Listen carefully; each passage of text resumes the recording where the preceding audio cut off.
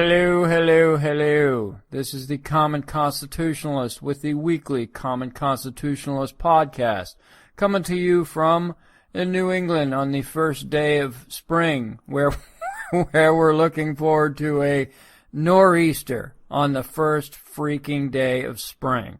Can you believe it? Oh, I can. This is New England. Wait 5 minutes for the weather to change. That's what they always say. And boy, howdy, does it ever. You know what? Why don't I have a little music here while I'm talking? So today I want to talk to you about Obama's nomination for the Supreme Court of Justice, or Judge Merrick Garland. I think that's what his name is, Merrick Garland.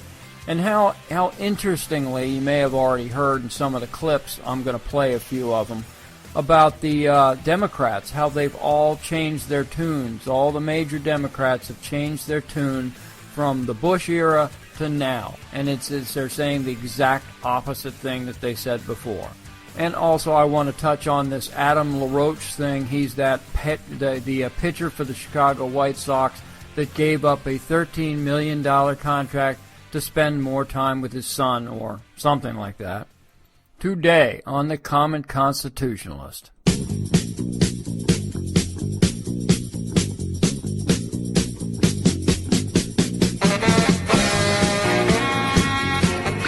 You're listening to the Common Constitutionalist, broadcast from an undisclosed location, free from the prying eyes of establishment black hypocrites.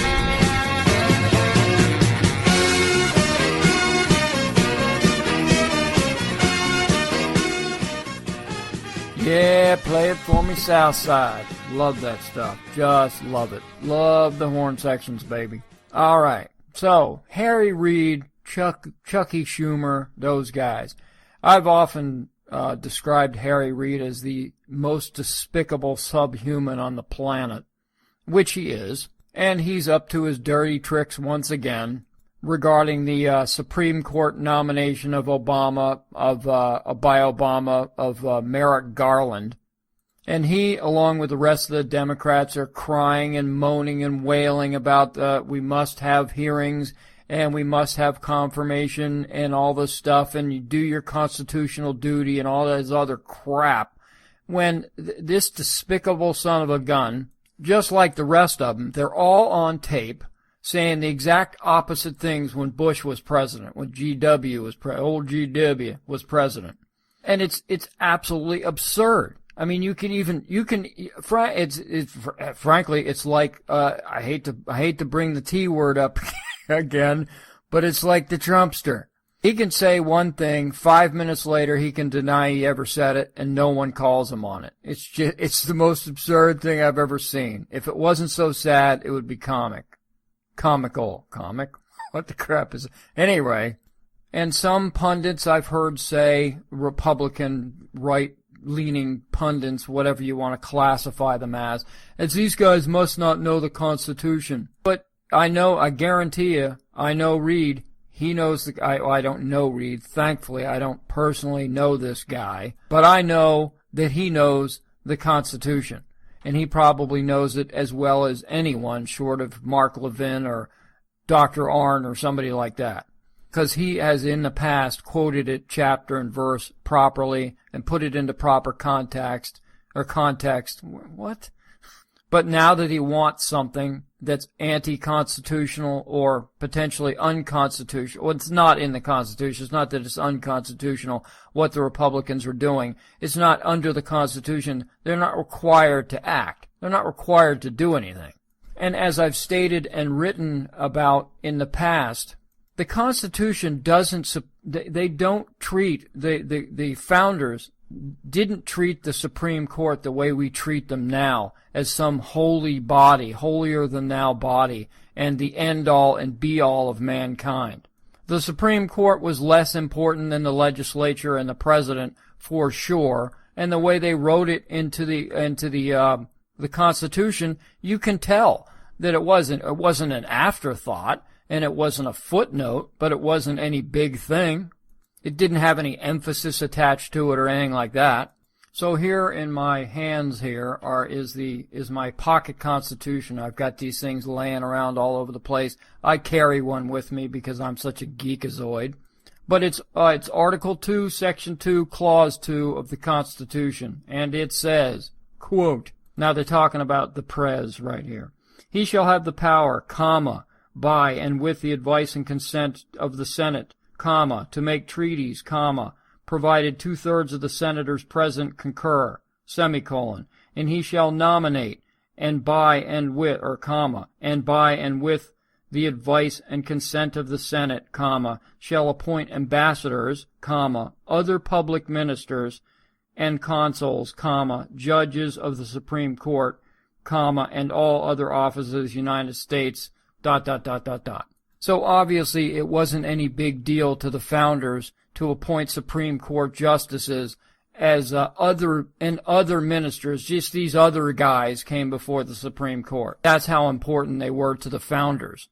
But now Reid and his boys have their panties in a bunch over this thing and are demanding the constitutional right of confirmation and hearings and blah, blah, blah. And Reid says, you're going to be surprised at how hard we're going to work to make sure this is on the front page of all papers. Now, think about it. How hard is that going to be? Harry Reid goes to the New York Times, the Washington Post, every other liberal newspaper and website on the planet and says, hey, we need you to put pressure on the Republicans. That's all they need to say. They don't even need to say anything. They don't need to give them specific instructions about the Supreme Court nomination process or anything else. They just say, this is what we want you to do. Go do it. And because they're all of like mind, they know exactly. They can read Harry Reid's devious little mind, and they just go and do it. But of course, back during the George W. Bush administration, Harry Reid was the consummate constitutional scholar, and he said this. The duties of the United States Senate are set forth in the Constitution of the United States. Nowhere in that document does it say the Senate has a duty to give presidential nominees a vote. It says appointments shall be made with the advice and consent of the Senate. That's very different than saying that every nominee receives a vote. So we all got that? Back during Bush, he was the constitutional scholar, and now he's a despicable scumbag. So what happened? Basically, what always happens. It's always politics. It always has been, and it always will be for the Democrats. And frankly, to be honest with you, I used to think that it was just the Democrats, but now it's the Republicans too. It's the same. Frankly, it's growing to be not a dime's worth of difference between the two of them, other than we're being taken over the cliff to Armageddon on a supersonic jetliner or a bullet train. That's the difference between the two. And now it's on to Chucky Schumer, who the rule of thumb for Chuck Schumer is you never want to get between him and a camera with the red light on, because he'll run your blank over to get to the camera to complain about Republicans or conservatives or whomever he doesn't like. And he, like Reid, doesn't have any problem lying and contradicting himself from year to year. He, like Reid, is complaining and whining about you need to give Garland a confirmation vote, you need to get him up in front of the Senate, and you need hearings, and then we need a vote. And he's even gone so far as to say of some of the Republicans, which I unfortunately agree with Chucky Schumer on this one, there are some soft-in-the-middle Republicans, as we would expect, and Chucky Schumer says of them, it's a step at a time. A good number of them put their foot in the water yesterday by saying they'd see him. By him, they mean see Garland. There'll be more of these, and he's probably right. There probably will be more candy blank Republicans that are scared of their own shadows. And he said that the next step will have to be a hearing. Yet, again, just like Harry Reid, back in 2007 during the Bush administration, old Chucky Schumer said this. That we should not confirm any Bush nominee to the Supreme Court except in extraordinary circumstances. So where's the extraordinary circumstance here? There isn't one. Yes, Justice Scalia died. Yes, he will be missed by his family, by his colleagues, by the American public, by the United States of America. He will be sorely missed, and he is, I'm not going to say irreplaceable, but he's really close to being irreplaceable. But that, because of the gentleman died, is not an extraordinary circumstance. We're not down to 2 justices. These are not extraordinary times. Well, they're certainly extraordinary times. There's no doubt about that. But this is not an extraordinary circumstance. So these guys are just all full of hooey. And they're as transparent as ever. And they don't care. They don't care what they said before. They'll say whatever they want to say now. They know darn well no one in the media is ever going to call them on this stuff. It doesn't matter to them. They can say anything, they can do anything, and they will be guarded by the media. They know that. We know that, and that's just the way it is. Heck, even Obama said it back during the Bush administration when he was a senator, that there's no requirement for a vote for any justice of the Supreme Court. You heard it. I read it. There's no requirement for it. Again, I can't stress this enough. The founders did not, they didn't treat the Supreme Court, they didn't envision the Supreme Court being the be-all and end-all. They didn't envision them ruling us, the black-robed oligarchs that rule over us. They didn't intend for them to legislate from the bench. It's that simple. And so they didn't take much stock in it.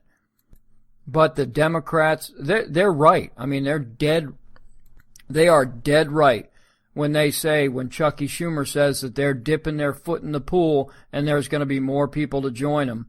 And you can already see the cracks in the Republicans. Hopefully McConnell and the guys will stay tough. Hopefully they'll be brought to task. There's going to be pitchforks and torches if McConnell decides to hold hearings and allow a vote. I guarantee you. And they're smart. The Democrats, they're devious, but they're smart. They're politically intelligent, and they know who to go after. And they're going after liberal Republicans that are already liberal Republicans. And, moreover, they're going after liberal Republicans in otherwise Democrat blue states that are going to be up for re-election in 2016 and are vulnerable, to say the least. And as Harry Reid says, you can't believe how fast we're going to get this into the papers and on the internet, beating the crap out of these linguini-spined Republicans to get them to try to pressure McConnell into confirmation hearings and then a vote. And I'll tell you what, if there's a vote, oh baby, I can't. If there's a vote, excuse my whatever, but if that's what everyone's afraid of, is that McConnell's going to cave. They're going to allow confirmation hearings, which will lead to a vote, which will lead to a confirmation. The Democrats know it. McConnell knows it. Everybody knows it. And that's why, as conservatives, we've got to keep the pressure on these, not only these liberal Republicans, but the Senate Republican leadership to make sure that they don't cave on this. They can't cave. This is uncaveable. I don't even know if that's a word, but it should be. So on that note, let's take a quick break here.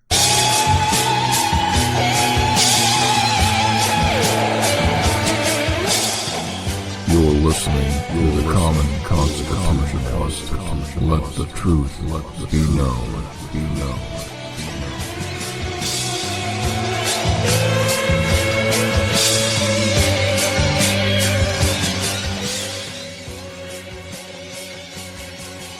So I'm a family guy. I would do pretty much anything for my kids. Well, almost anything for my kids. I'd certainly take a bullet from them, or I'd take a bullet from them. Did I actually say that? I'm not sure I'd want to take a bullet from them. How about if I was forced to, I would take a bullet for them. But I don't think I'd like I don't think I'd like to take a bullet from them. Anyway, so I'm a family guy.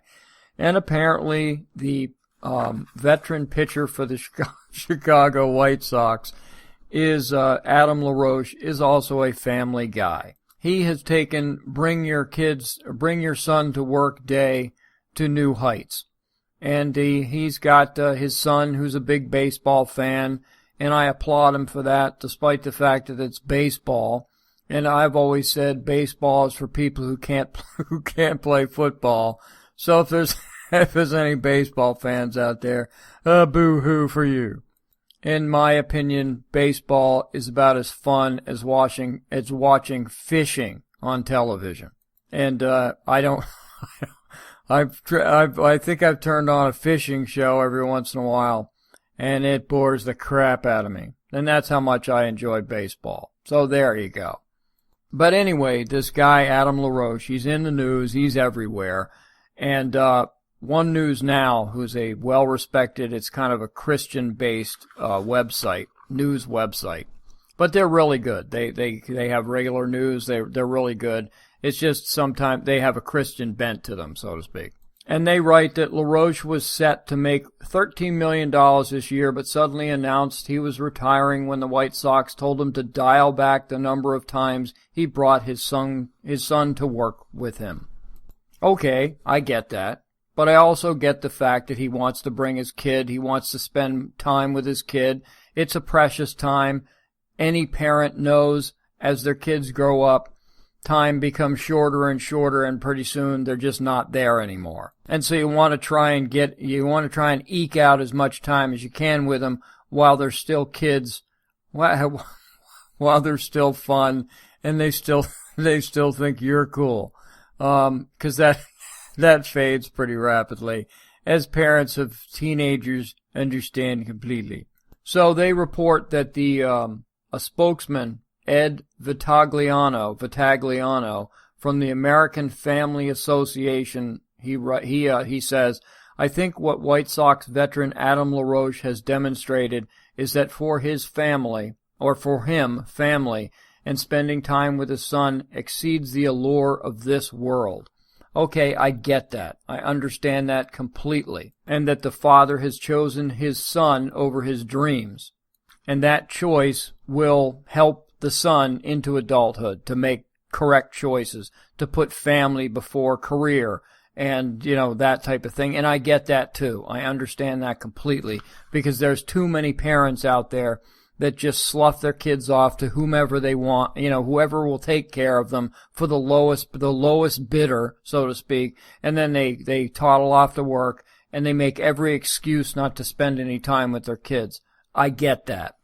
So they, obviously, the American Family Association, would come rock solid clear down on the side of Adam LaRoche and his decision to walk away from the game of baseball, paying him gazillions of dollars. From what I understand, he's already made like $80 million or something like that.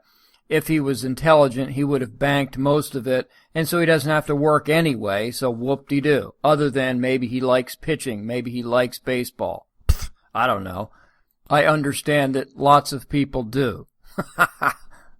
I'll never understand why, but I understand that lots of people do. I know the Red Sox games are sold out for forever, basically, and I don't get that either, but hey.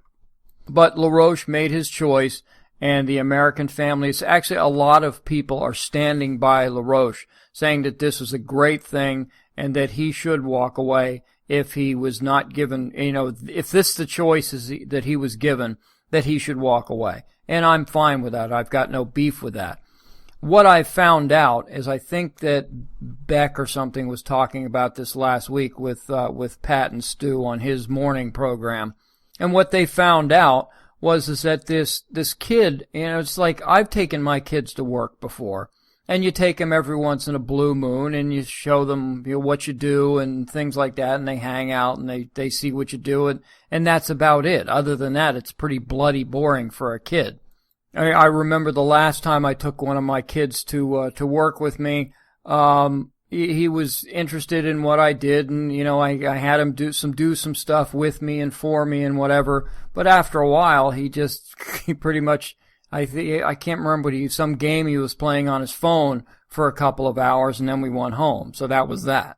But what I found out from the Beck program is that this LaRoche guy doesn't just bring his kid every once in a while. He is there. This kid is there every flippin' day of the baseball season. Every day. He's got his own locker. He's got his own uniform. Everything. And he's there every day.